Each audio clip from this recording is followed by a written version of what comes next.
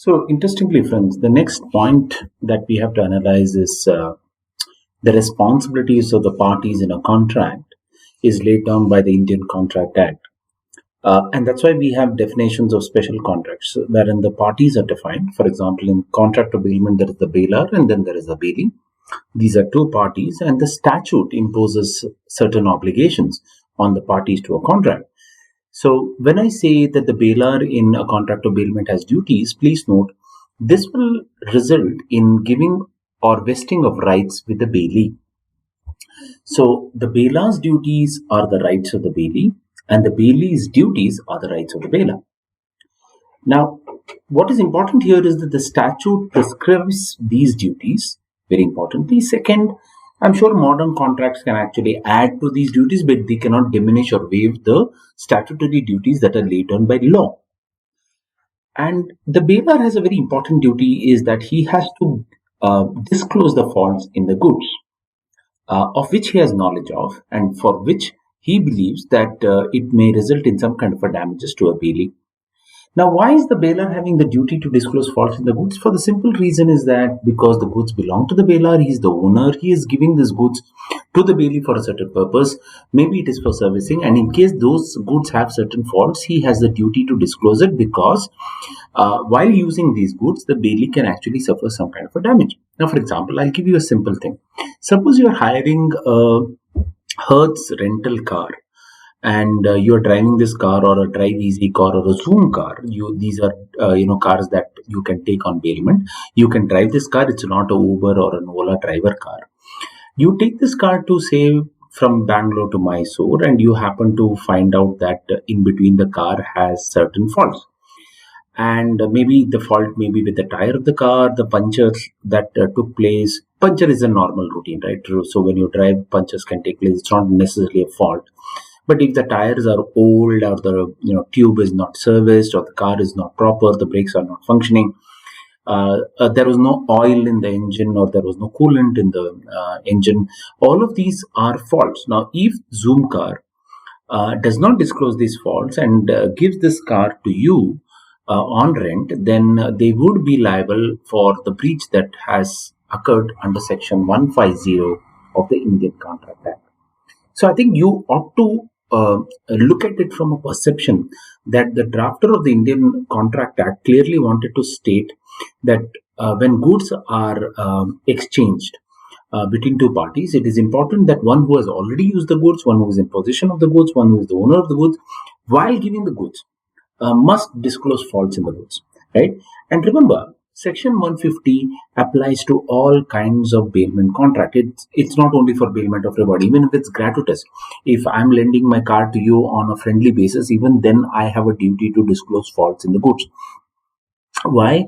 Because even in friendly nature, when you're using my car, you may actually, get injured. You may cause injury to even a third party because the goods had fault, and hence in all these circumstances these duties and obligations are definitely kept. Second, the contract of bailment also states that apart from disclosing faults in the goods, the bailor also has a duty to reimburse the expenses met by the bailee. So whatever cost the bailee does incur in the contract of bailment, it may be the cost of labor, it may be the cost of skill in servicing your car or two-wheeler, it may be the cost of redesigning a gold ornament or any other thing. All those expenses that are met by the bailee, the bailor has a duty to reimburse the bailee those expenses. This is the contract. This is where the contract of bailment has actually been entered into, right? Suppose an aeroplane is being sent for servicing to say a company called Airbus or Boeing, then of course, Indigo Airline or any other owner of that kind of an airline must meet the expenses of the bailee in servicing the same. If they do not, probably they do not have the right to, ask for the goods to be returned back. So that kind of a consideration in the contract has to be met, and that is also one of the duties of the bailor. Interestingly, Section 152 also says that there is something called the standard of care. Now, interestingly, what is called the standard of care is that when a bailee is in possession of the goods, in those circumstances, it is the responsibility of the bailee to take care of the goods as if the goods were his own. This is the test of what we call as the standard of care, right? So It is someone else's goods, right? The Bailey has got this goods. So how should he take care of the goods? He should take care of the goods as if the goods were his own.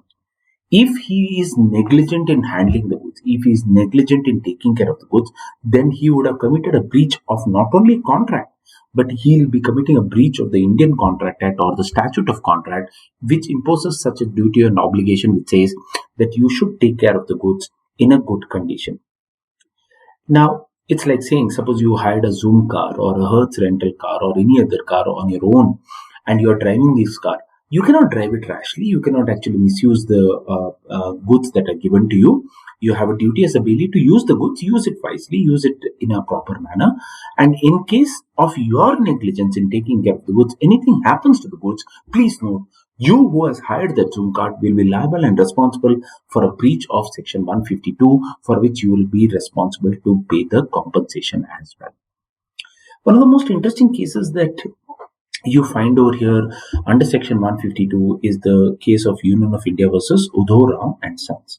It was an interesting case of the Indian Railways being involved in a breach of Section 152. You know that the railways transport goods, and then when they transport goods, as I told you earlier, every kind of a carriage of goods, be it on land, sea or road, is considered as a Bailey. The Indian Railways is also a Bailey when it takes your goods and agrees to transport it from destination A to destination B. Now, this particular train was leaving from Howrah in Calcutta, and it was going northwards. And the train left, and it was a cargo carriage train, a goods train as we call it. And the goods were loaded; they were sealed. And naturally, there is this goods train has a last cabin which is for the guard, and this cabin also had two railway protection force. Now, the railway protection force is there to guard the property of the railways. It is there to guard the property of those who are using the services of the railways as well. That may include passengers, that may include people who want to use the railways for cargo facility. Unfortunately, the train left Howrah, and within a couple of hours that the train left Howrah, the train was looted and the goods were lost because of theft. Now, a couple of things that go to the facts of this case is very important, because I think it's matter of fact to show whether the Bailey has breached the standard of care that is required under Section 152. Now, as railways, what is the standard of care that is expected? Is it of an ordinary person or is it of a professional carrier? Now, standard of care, this standard, how do you test and lay this standard? You will notice, friends, the Indian Railways is not an ordinary man or an ordinary prudent common man.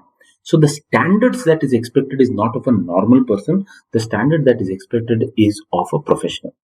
That is the first and the most important aspect that one should analyze in this case. Second, off care.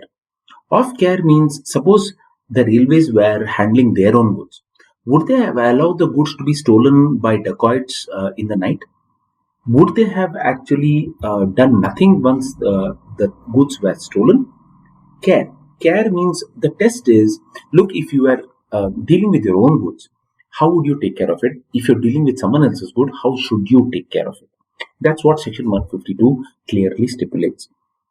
The Indian Railways said, look, they had completed the standard of care, and because they had fulfilled the obligation under Section 152 for the theft of goods, they should not be held liable, which means they need not compensate the bailer. That was the argument of the Indian Railways. Unfortunately, in this case, if you go by what the railways have done, what did they do? They said, look, we have deployed 2 railway protection force. What more could we have done? Despite the presence of the railway protection force, if the goods were stolen, how are we going to be held accountable? But I think the court clearly asked, okay, just deploying railway protection force, is it sufficient? Or when the theft was happening, what was the reaction? What was the response? How did the railway protection force do to actually salvage some goods or to protect the goods? Did they take any proactive steps in protecting the goods? That, I think, was the important element that the court had to examine. Second, unfortunately, when this theft took place of goods on the Indian Railways, it was not a scheduled stop, it was an unscheduled stop. Now, if you know that a particular route is susceptible to dacoity or theft and certain other aspects, Should the railways have actually stopped at a place which is not a scheduled stop, thereby creating a vulnerable situation, thereby exposing themselves to this kind of an accident or an incident, not an accident, an incident in which the goods were actually stolen. So I think, unfortunately, please note, the burden of proof is on a Bailey to say that he had taken standard of care. He has to convince the court that he has taken the standard of care and he is not in violation of Section 152. And in this case, unfortunately, the railways deliberately they failed in convincing the court that they had undertaken sufficient standard of care in the goods that were bailed to them, and the court was definitely not convinced by the actions of the railways, and hence the railways were held liable for breach of Section 152. Right? So burden of proof is very important. Whatever your actions are very important. So you have to say, just by closing the wagon or sealing the wagons where the goods are stored in the railways, I don't think the railways would have done enough. I think those are certain aspects that the Udorong case clearly establishes, and hence the kind of standard of care is vis-a-vis the law of negligence, friends. Right? So if you have taken standard of care, of course, no allegation of negligence can take place. But of course, if you have not taken the standard of care, the railways in this case were found to be negligent in the performance of their duty and obligation as required under contract law, for which the railways can be held accountable as well as responsible.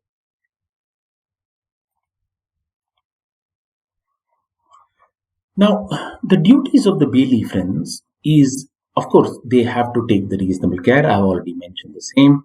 And when it comes to the kind of reasonable care that the Baileys have to undertake, please note this also extends to bailment for a money advance. Now, when I said bailment for a money advance, friends, you will notice that this is about goods that are pledged in a bank for a loan, right? Now, please note, bank, when they take these goods as security, they keep these goods, and suppose it's a gold loan, they keep the gold and give you the money. How should they take care of the goods that are pledged or kept as security before them? Please note, you will again notice they have to take reasonable care. And if they do not, now what happens is, very often than not, we have seen cases where the banks have lost the security. Now, if the banks loses the security, can they enforce that the borrower should repay the loan back? Obviously, the primary answer would be no, because the bank themselves are negligent in taking care of the goods. So the bank should not lose the goods. This is the rule number one. Losing of goods, or the goods getting stolen or theft, or the goods get taken by someone else, that is prima facie an evidence of negligence. See, banks have to have security. Now, it's just not having a security guard with a gun, but he should be able to protect the property of the bank and the property of those customers that are kept as security in the bank. So negligence clearly means that any goods that are stolen, of course, the aspect of negligence can be clearly proved. Point one. Point two, very often the goods are not stolen, they are lost, because the banks are not very good in keeping things properly, and these are public sector banks. They are not held accountable, so the goods are not found, or the security of the goods is not found. In those cases also, negligence can be easily attributed to. There are circumstances in which, unfortunately, the goods get deteriorated or destroyed because of the negligence of the employees of the bank. Now, bank, of course, they don't have their mind of their own. They are not necessarily negligent of their own character, but the employees of the bank also can be attributed with that kind of negligence. So the Bailey, if he fails to take care of the goods, and if there is any aspect of negligence in taking care of the goods, and evidences are attributed to the fact that there was not enough care, enough caution, enough consistency in terms of trying to secure the goods, in those circumstances, we can definitely say that Section 152 and 151 have been violated by the Bailey, and for which the Bailey can be held accountable and answerable as well. Please note, see, this is the fact that you should understand, that usually when the bailor gives it to the Bailey, now it is for servicing, right? It is the bailor who has to pay in this contract for the servicing of the Bailey, right? But Bailey sometimes will have to give compensation and damage if he fails to take care of the goods properly. Right? That's the reversal of roles that usually can happen. So tomorrow, please note, when you take a Zoom car on rent or hire, you are the bailey. Right? Zoom car is the bailer because they are the owners. So you borrow the goods. So take care of the goods. If you do not, if you lose the goods, if the goods are stolen, if there is any damage due to your faulty driving or maintenance, then you can be held responsible under the contract agreement. Bailey has additional duties. For example, they have a duty not to mix the goods with their own. Right? Keep the goods of the bailer separately. Don't mix it. Because finally, why you can't mix it? Because the goods are not yours. You are not the owner. You have to return it back. So don't mix the goods. So these are very traditional duties which go back to food grains in warehouses and so on and so forth. So I think that's the reason why these duties are mentioned in the Indian Contract Act. Most importantly, there is a duty of the bailey not to make unauthorized use of the goods. This is very, very critical and important. Unauthorized use. Authorized means you should get permission or license from the bailer to use it. For what purpose can you use it, and what is an unauthorized use? Simply to explain this, suppose you have given your automobile for servicing. Do you expect the service station owner to take the automobile for his personal use for a ride? No, that's an unauthorized use. You have given it for servicing, it should be used only for servicing and nothing more than that. Second, let's look at unauthorized use in a Zoom car case. Now, in a Zoom car case, you have taken the Zoom car. Okay. Now, does the Zoom car allow another driver to use it? If yes, then it is authorized use. But suppose you put your son, who is a minor, to drive the car because it's someone else's car. I let him drive. Then in that case, it's a clear case of unauthorized use for which the bailey can be held responsible and accountable as well. Most importantly, that the bailey has a duty to return the goods back on the expiration of the contract or once the period of bailment is completed. Why there is a duty to return? Because the goods don't belong to the bailey. He is not the owner. Once the purpose is accomplished, it is the duty of the bailey to return the goods back. Now, duty to return is based on certain conditions that simultaneously the bailer is ready to compensate you. Right? That's important. Right? It's like simultaneous transactions in those cases. Now, you will notice that in case the bailey fails in his duty to return the goods back at the proper time and place, then he could be held responsible for a couple of things. Most importantly, what would he be responsible for? If the goods that are with him after the expiration of the purpose of the contract or after the expiration of the time in the contract, if he continues to keep the goods, this is called wrongful possession of goods. See, rightful possession of goods is within the period of contract. Rightful possession of goods is before the purpose of the contract is to be accomplished. Those are rightful possessions. Once everything is done, if you continue to hold the goods for nothing, right, then that would be wrongful possession of goods. And in case of wrongful possession of goods, if anything happens to the goods, please note the bailey's liability will be an enhanced liability, right? And there could be no kind of excuse or justification for any kind of negligence that would have resulted in damage to the goods as well. So that's an extra liability that can be imposed on the bailey. I think parties must know their responsibility and liability. Very often than not, we will say this is common sense, but the law has actually noted those kinds of principles. It has also imposed those kinds of responsibilities. And I think if you see the broad range of examples that I've given, I think you see bailment contract on a very day-to-day basis. There are so many such these contracts that take place from time to time. And for any of those contractual provisions, the Indian contract law will definitely apply. One of those interesting aspects in which the courts looked at bailment was in this very interesting case of Orient Longman Limited versus Jalila Kabir. Interestingly, what had happened in this case was that the notes written by Maulana Abdul Kalam Azad on Kabir, they were handed it over to the National Archives in New Delhi. Of course, people give a lot of things to government with certain kind of stipulations that they must be opened 30 years after the death of Maulana Abdul Kalam Azad. This was a condition that was given to the government. And generally, when you give it to the government, either you gift it or you give it under bailment. You give it so that the government will be in a better position to use it for public purposes and so on and so forth. Now, unfortunately, the government, that is through the National Archives, they opened it even before that 30 years as the condition that was laid down in that case. And hence, the court said, look, when the government is acting as a bailee, it has responsibilities and it must deal with the goods under the instructions of the bailor. Whatever are the instructions of the bailor, bailee should not actually violate those instructions. So the directions that are given by the bailor to the bailee are sacrosanct, and the bailee can only use or deal with the goods as per those directions.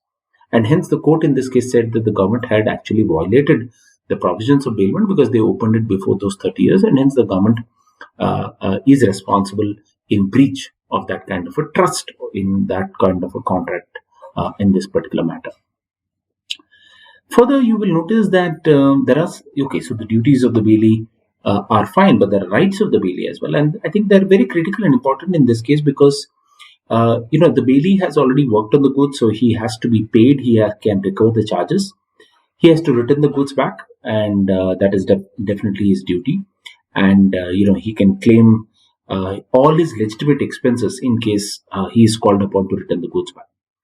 But what is critical now is to understand section 170 and section 171, because you will notice here that now the special contracts start with special remedies as well. Which means, so far you will notice that most of the remedies that one does seek is to go to the court, requires the intervention of the court to grant some of these remedies. But when you look at right of lien, which is there under the bailment law, it is actually there in most of the special contracts. But bailment contract actually is easily explained through section 170 because they make a distinction between general lien and particular lien. You will notice that lien is a kind of an equitable right in which a person has the right to retain the goods for any kind of payment that is due to him. Okay, so the bailee need not return the goods back. He can continue to exercise the right of lien if the bailor does not pay his honorarium, his commission, his money, his charges. So this is a self-remedy generally that parties can exercise, saying that, look, I will not return the goods back till the time I have been paid for the same. Right? Now, particular lien is available to every individual in contract of bailment who has actually involved in the servicing of the goods or in dealing with the goods, especially when he has put certain labor or skill. The typical example is giving your automobile for servicing. If you don't pay his service charges, then he need not give the automobile back to you because he has already incurred his labor or skill in servicing the goods that are billed. And hence, under section 170, he can exercise what we know as the right of lien. Right? That's interesting because of the fact that, you will first force him to give the goods back and then go and ask him to go to the court to claim the same. That will actually delay his remedy, that will postpone his remedy. So whatever you can exercise legitimately under the provisions of law, you should do so. And hence, that kind of a right to retain, that right of saying, I will not return the goods till I have been paid, is called the right of lien. General lien and particular lien, these are two distinctive factors. You will notice that general lien is available to only certain categories of bailee, like a banker, a policy broker, a brass-finger, a factor. These are certain kinds of bailees who can exercise general lien. Now, what is general lien? General lien means not only towards that particular product, but for a general set of accounts. So it is more broader than what particular lien actually is. But lien is a right that everyone can exercise. And you will notice that even bankers can exercise right of lien. They will say simply this, look, until and unless you return the loan back, I will not give you these goods. So that's how the exercise of lien can also be done. So that, I think, kind of concludes the discussion on contract of bailment, because, we have understood bailment with the help of a couple of cases which are, I think, relevant and important. But what is important that we have looked government as under contract of bailment, government can either be the bailer or the bailee. Remember that. In most cases, the railways is a bailee. Government, say Air India, before it was sold to the Tatas, when Air India was carrying cargo, it can be a bailee. Ships can be under contract of bailment. In many cases, government acts as a bailer because it is actually involving in these kinds of contracts. So government does enter into a lot of these aspects of bailment in different forms, and that is also something that we have to note, the responsibilities, especially with tendering and public procurement.